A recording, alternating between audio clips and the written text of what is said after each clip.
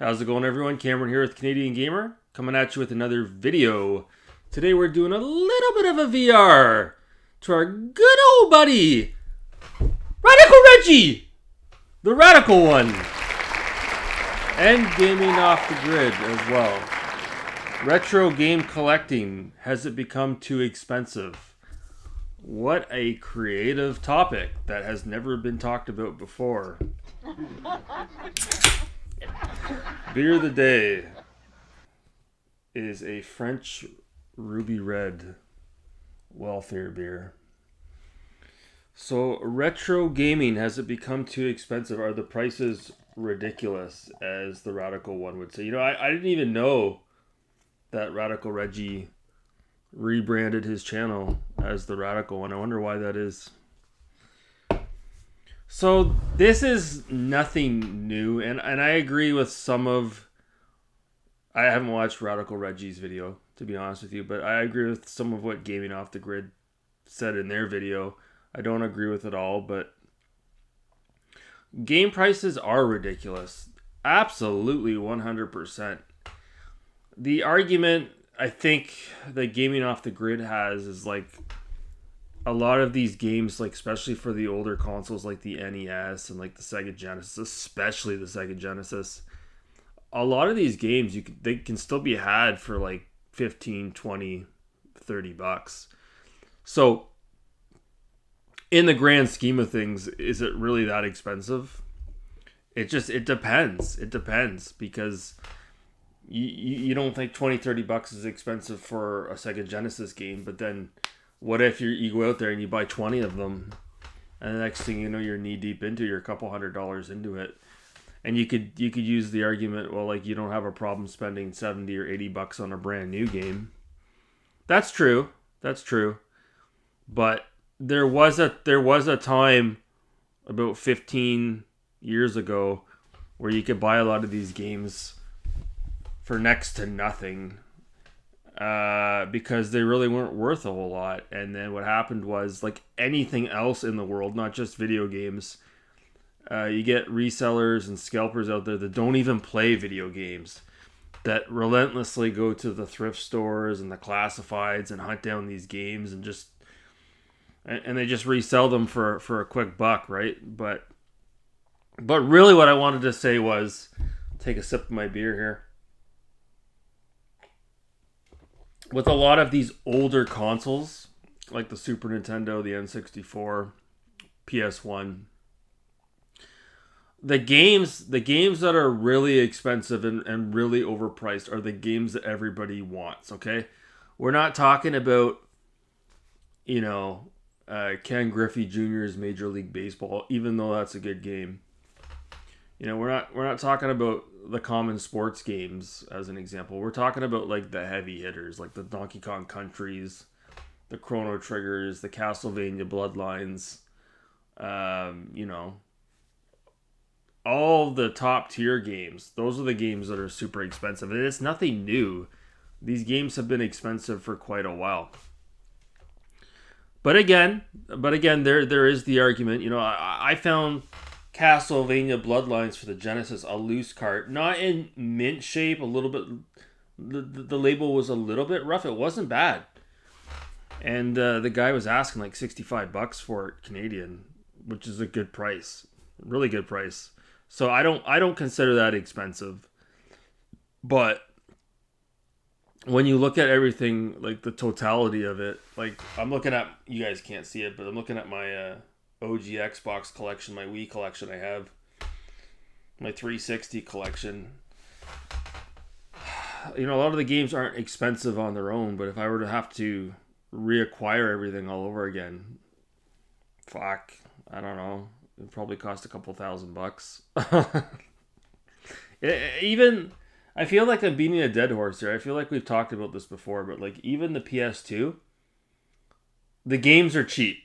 The games are dirt cheap, but then again with the PS2, if you want the really, really, not always the case, like God of War 2 is an awesome game, but a lot of the other games that are really sought after, a lot of it has to do with the survival horror games, to be honest with you. Those games have really shot up through the roof, but some of those PS2 games are just unattainable now. They really are. You know, you're talking about like the Outrun Coast to Coast. It maybe is still fairly cheap on the PS2, but Outrun 2006 Coast to Coast on the OG Xbox is now like it's like $300. It's crazy. It's crazy. So, do I think retro gaming is too expensive? I guess it just really depends on what games you're going after. I've talked about it before, but my Sega Genesis collection is a working man's collection comprised of mostly loose card games that aren't in mint condition, games that are meant to be played and not put on in a showcase, as an example. And I bought most of my games used, and I didn't pay a whole lot for my Sega Genesis collection. I don't really have all the heavy hitters out there. That's how I built my collection. I think the most expensive games I have for the Sega Genesis would be Outrun and Ronald McDonald's Treasureland Adventure. But if I were to try to build up the Sega Genesis collection, like when I started, if I were just trying to get the premier titles, it probably would have set me back a lot. So I just chose not to do that. The NES, I know that's one that always gets brought up in this type of conversation, but yeah, there's a lot of NES games you can get for like $5-10. Rad Racer, Pro Wrestling, some of the more generic common games. But the NES, you want the good games? Yes, it's super expensive. Super expensive. Even a common game like Super Mario Brothers 3, one of the most mass-produced games of all time, extremely common. And anytime you go anywhere and you see that game at a retro video game store, they're always asking ridiculous prices, amount for that game. They're asking like $50-60. It's just ridiculous. Whereas on the Genesis, you get the Sega equivalent, Sonic the Hedgehog 2, and you can get that game dirt cheap. So the Sega Genesis is pretty cheap to collect for. I do think, as far as retro is concerned, I think Nintendo, the prices are a lot more ridiculous than Sega. I would say that. So it's a complicated question with a complicated answer, but it also depends on who you are, where you're at in your life. Like, I just replaced my furnace in my house. That was $4,800.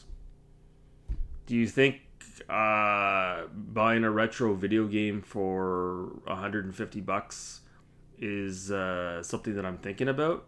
No, but you just gotta put it in perspective. I'm replacing a furnace that's like almost $5,000, and you got people over here, retro video game collectors, that are complaining that retro gaming's too expensive. Is it too expensive, or is it just because you have no money, or you're broke as a joke and you can't afford a $100 game? I wish that was my only problem. I wish I didn't have to replace my furnace and I could have just bought a $300 video game. Oh my god. Folks, it gets to a certain point in your life where you don't look at things the same way as you did when you were 15 years old. $300 is a drop of water in the toilet, in the bucket. It's not really what it was when I was younger. But if you were asking, this collection, is retro video game collecting expensive, maybe someone who's 21 years old, they might look at it differently because they don't have $150, right? They're just scraping by. They're working at Subway or whatever the case may be. But yeah, do I think it's expensive? Yes, I do. For the top tier games. If you want to build your game on your retro video game collection on a shoestring budget, you got to go for those titles that not everybody else wants. You got to go for the sports titles. Just last year I completed my complete North American loose cart subset on the Sega Genesis for golf games. I got them all. I have all of them, and that wasn't expensive for me to do, right? So that's it. That is my VR to Radical Reggie, the radical one. and Gaming Off the Grid. And I bet you there's a bunch of other channels that posted videos on this topic as well. Again, scaling things back on the channel here. I'm lucky if I put out one video a week. Just been really busy. I have been playing. I'm still playing Shattered Space, the DLC for Starfield. I'm taking my time. I'm not trying to rush through it. Once I'm done, I will put out a review on that. So that's it. That's it for this video. Just a short video here. Cut it off right around the 10-minute and 30-second mark. Excuse me. That's going to do it for this video, guys. Thanks so much for watching. Have a good night.